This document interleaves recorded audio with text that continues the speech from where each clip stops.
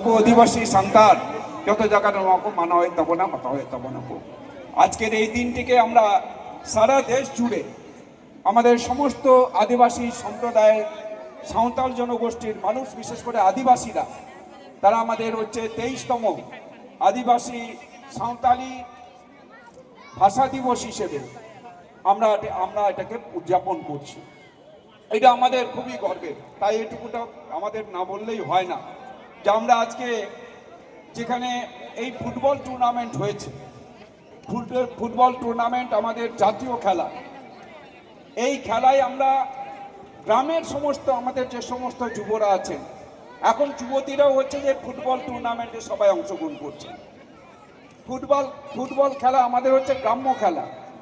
আমরা অতীতে সমস্ত হচ্ছে যে আমরা কাপড়ের তার হচ্ছে বেঁধে তৈরি করে আমরা সেটাকে বল তৈরি করে আমরা খেলতাম।